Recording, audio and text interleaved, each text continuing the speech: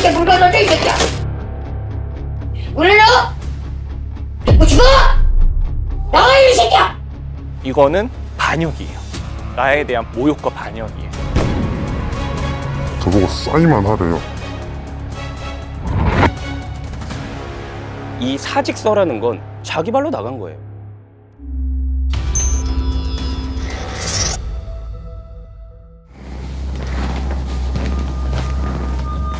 하나, 둘, 셋.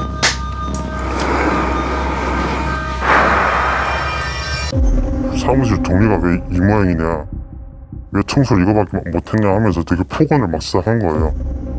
막 쇠망치로 막 지금 머리까지 오면서 막 대가리 깬다 막 이러면서 솔직히 너무 위협을 느껴가지고 바로 사무실 밖으로 뛰쳐나가가지고 일단 경찰에 제가 먼저 신고를 했어요. 대표님 친형이 그 창고를 이제 저보고 정리하라 하더라고요. 물건 옮길 때 좀 무거운 게 있었어요. 되게 페인트통 같은 게. 그래서 무거운데 내려놓는데 소리 난다고 본인 앞에서 물건 던졌다고 또 막 소리 지르는 거예요. 똑바로 하는 거야. 하고 있잖아요. 그래서 물건 이렇게 집어던지고 하는 게 나이 어떻게 어따 내 앞에 이렇게 물건 던져 이 새끼야. 물러 듣고 싶어? 나와 이 새끼야. 주차장으로 가. 이거 나한테 거겠어. 나를 죽여 터지기까지. 나를 지금 터지지 마. 안 흔드는 게 아니라 형님 잠깐 들려가지고 전화기했잖아요. 그러다가 저는 막 계속 정리하고 있는데 밖에서 계속 뭐라 욕하는 거예요. 이 새끼 뭐 사람이 어디서 우습게 보고 있어 막 이러면서. 그러다가 저희 부모님까지 욕을 하더라고요. 네, 그래서 제가 바로 나와서 뭐라 했어요. 되게 기분 나빠서 부모님까지 욕하는 거예요. 그래서 내가 방금 뭐라고 하셨냐고 하니까 막 와서 막 멱살 잡고 막 이마 밀치고 목을 막 치더라고요. 거기서 너무 무서워가지고 또 그냥 뛰쳐나왔는데 막 뒤따라오더라고요. 이름 부르면서 거기 서라고.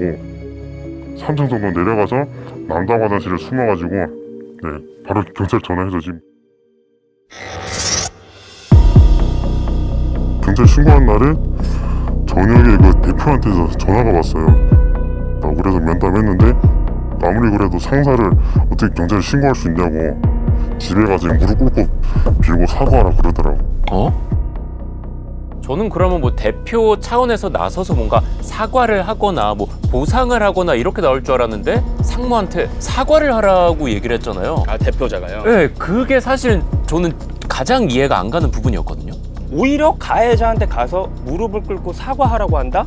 이거는 이 대표자도 어떻게 보면은 직장 내 괴롭힘의 가해자 중에 한 명일 수도 있게 되는 거예요. 그래서 저 무릎 못 꿇는다 그러니까 그러면 그만두라고 그러더라고요. 인사위원회 결론은 뭐 파면이다 그러면서 권고사직 통보서하고 사직서를 딱 주더라고요. 사직서에는 뭐 이렇게 연월일 해가지고 개인 사정을 퇴직하겠다고 아래 저보고 사인만 하래요. 사인하면은 뭐 기회를 한 번 더 줘서 계속 다닐 수 있게 하고, 만약 사인 안 하면은 그 4월달까지 하고 그냥 그만둬라 그러더라고요. 그래서 뭐 작성을 거부할 수는 있다고 네가 선택하라고 그러더라고. 그때는 제가 뭐 어떻게 할 수가 없었죠. 진짜 화가 나는 거는 사직서를 강제로 쓰게 하는 부분이 있었잖아요. 맞습니다. 예. 이건 진짜 문제가 좀 클 것 같은데 어떤가요? 우리가 반드시 알아야 될 개념이 있어요.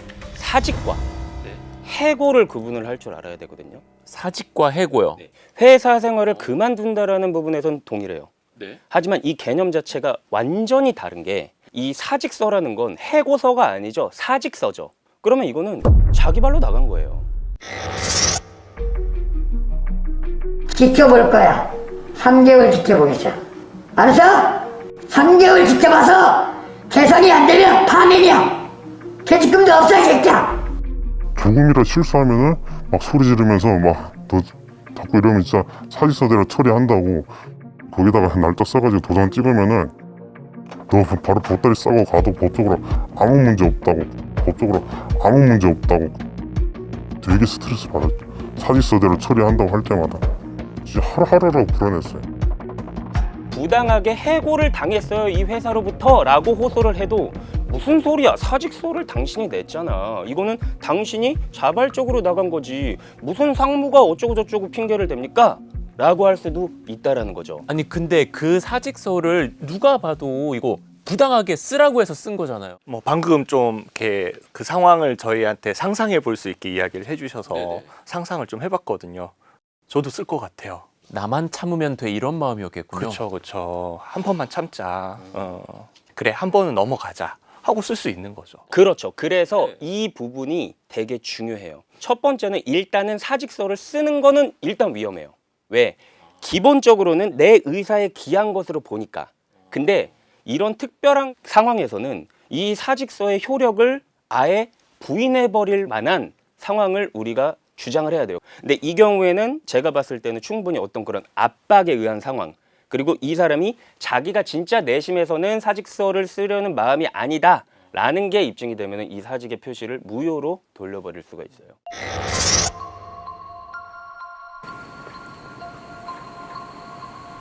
경찰 부른다고 누나랑 갑자기 야 이마 돈값 할거면 임마 이 새끼야 저 우편 2번 씹어먹었느냐 임마 6살 때 새끼야 천장을 외웠느냐 임마 언제 거부해 이 새끼야 이게 시키는데 반항을 하고 이 새끼야 죽을래?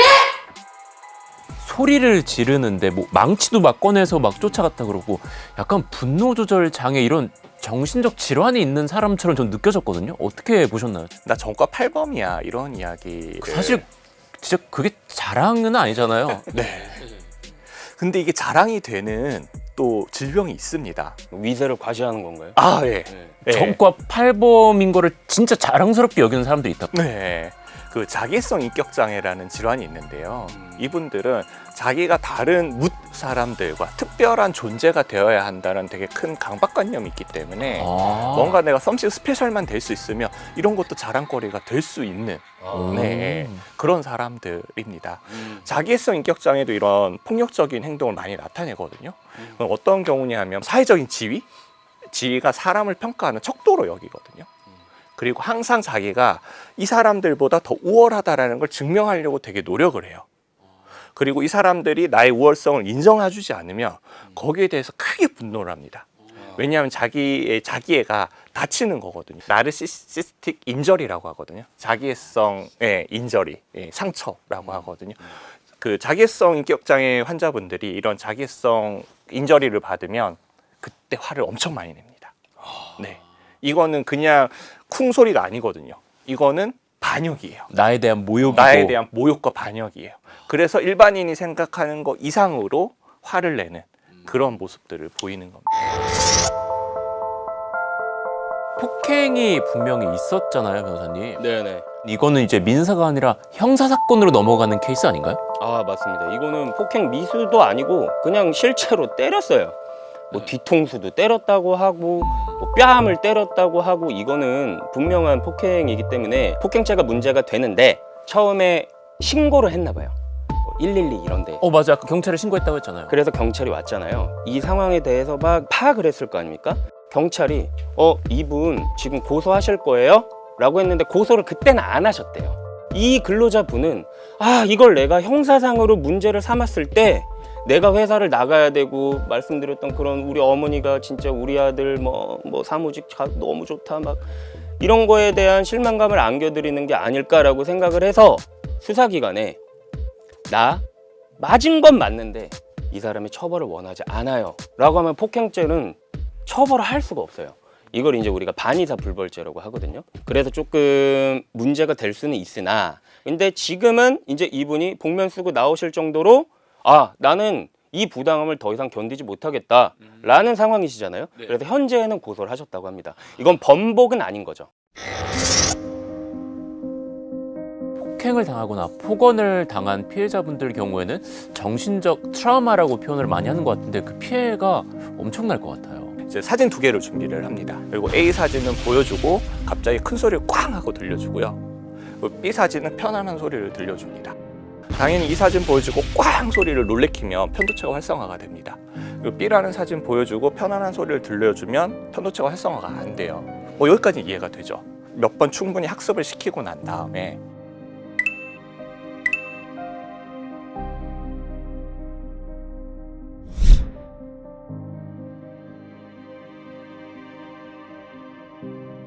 평소에 폭행과 폭언과 이어지는 그런 자극과 계속 이어진다면 이 사람은 계속 편도체가 활성화된 상태로 항상 불안과 공포 속에서 그 자리에서 살 수밖에 없다.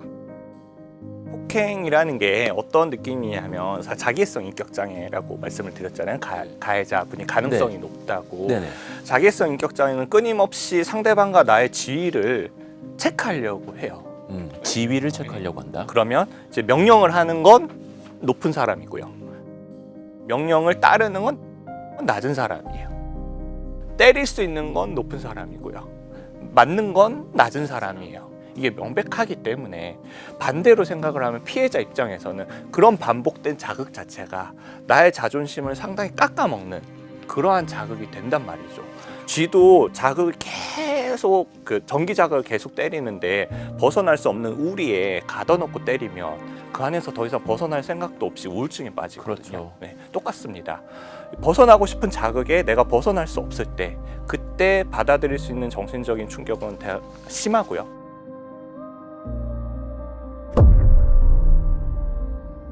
동료들은 저한테 그랬어요. 왜 계속 다니냐고, 그냥 빨리 그만두면 안 되냐고.